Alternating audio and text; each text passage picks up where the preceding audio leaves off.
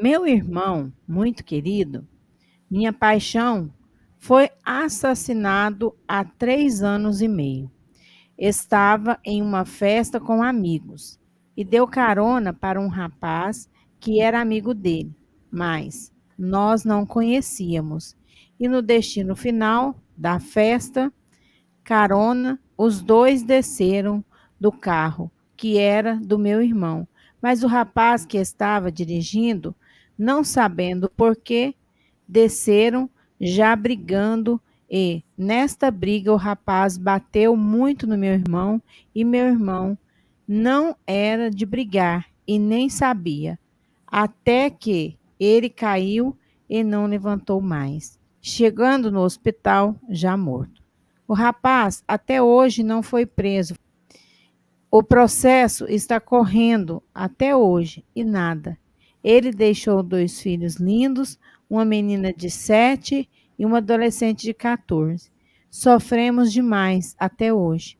Depois disso, minha mãe ficou mal e, 3 meses depois, descobrimos que ela havia contraído um câncer no sistema linfático e faleceu 8 meses depois do meu irmão. Sofro demais, Jorge. Tenho muita raiva deste rapaz que vive como se nada aconteceu e acabou com a nossa família. Gostaria de saber, será que tinha que acontecer tudo isso? Será que isto estava na programação? E o mentor dele, por que deixou isso acontecer? Às vezes me dá uma tristeza muito grande. Olha só, ninguém vem para assassinar ninguém. Imagine se alguém vai fazer uma programação espiritual em que um dos itens da sua programação é tirar a vida de outra pessoa. Não. Os assassinatos não fazem parte da programação espiritual de ninguém. Ninguém reencarna tendo na linha do seu planejamento reencarnatório a questão do assassinato como integrante da sua possível biografia. Essas circunstâncias acontecem e os espíritos, quando uma pessoa comete esse ato, vai reencarnar, os espíritos podem até dizer, olha, toma cuidado, hein? Você é uma pessoa muito violenta e se você não prestar atenção no uso que você faz do livre-arbítrio, você pode vir a cometer algum ato de violência e até mesmo um assassinato. Mas tome cuidado, porque você tem condição de não fazê-lo. Ou seja, nenhum assassinato está contemplado no planejamento de ninguém. Isso quer dizer que seu irmão não veio planejado para ser assassinado.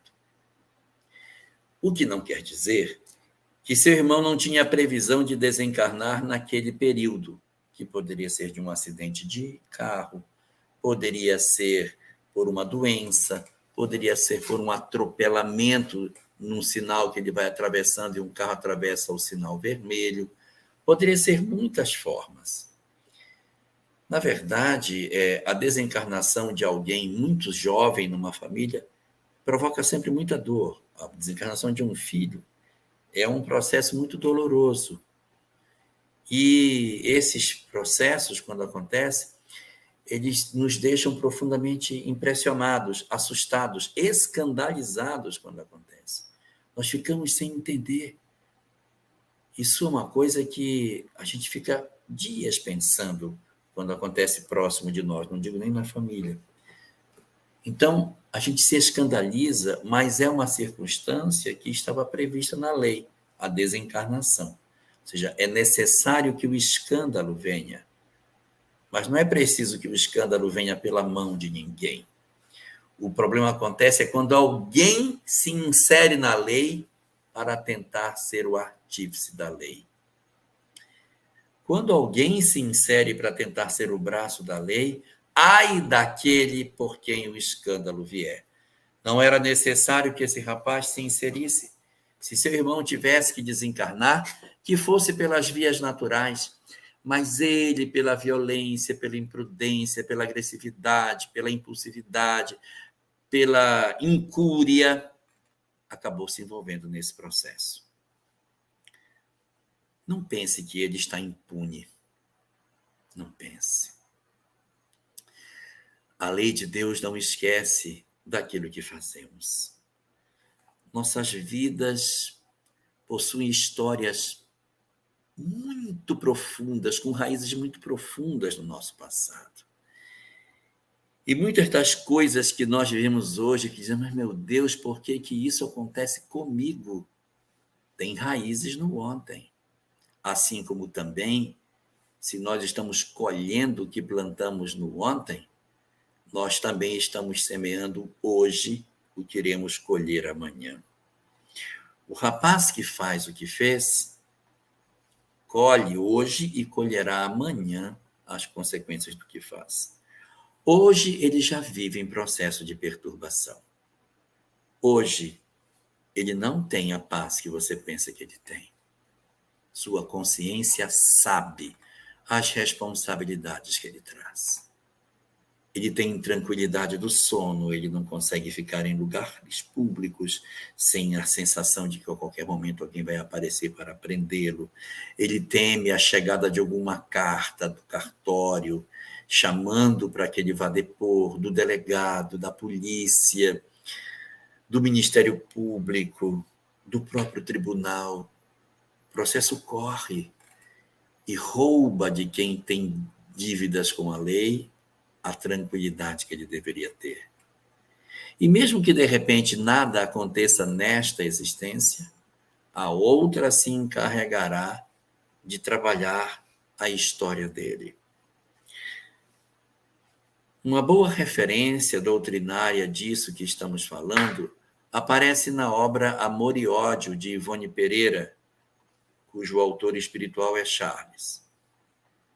Estude, leia essa obra que conta a história de Gaston, um homem condenado injustamente por um crime que ele não cometeu e que o afasta de viver ao lado da mulher que ele tanto amava.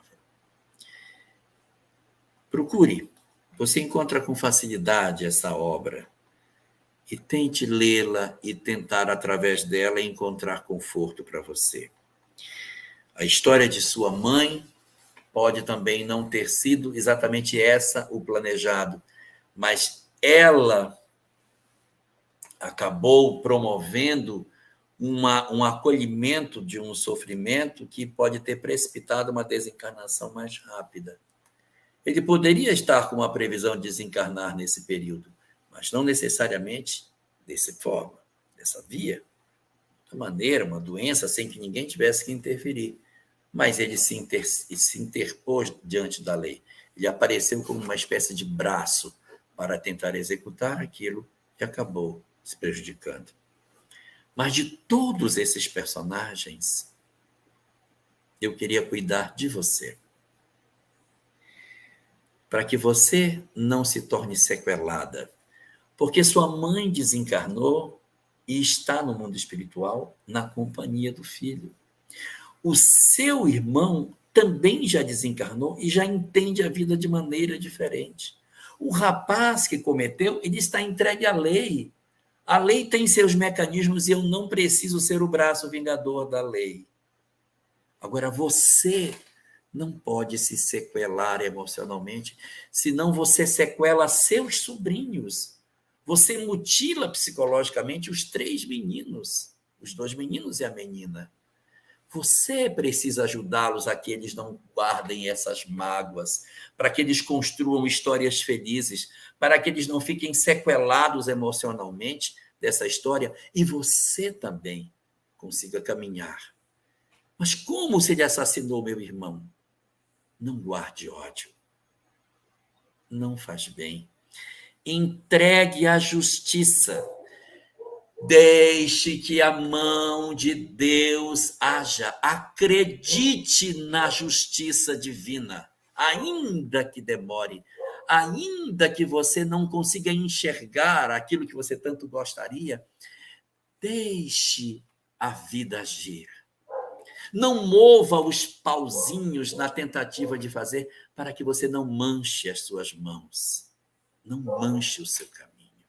Não construa uma história de infelicidade. Faça o que a lei pede para fazer, mas não se condene ao sofrimento. Não se condene.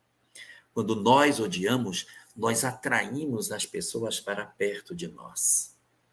Você, ao odiar esse rapaz, você vincula a sua mente a dele e aumenta a possibilidade de que ele renasça na sua família na próxima existência. Se não é isso que você quer, não atraia essa história para você. Ouça o conselho de Jesus.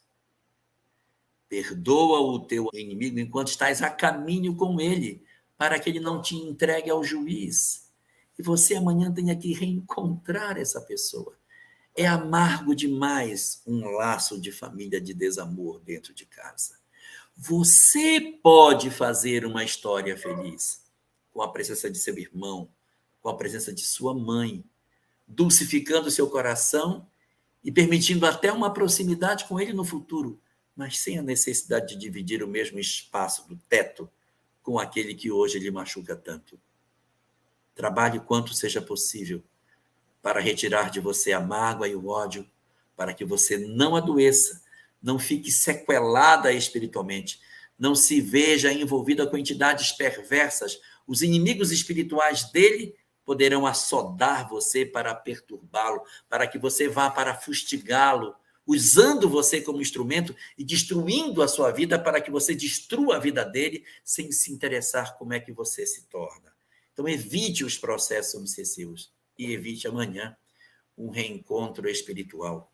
Eu sei que é difícil, mas é necessário perdoar para que a gente consiga ser feliz.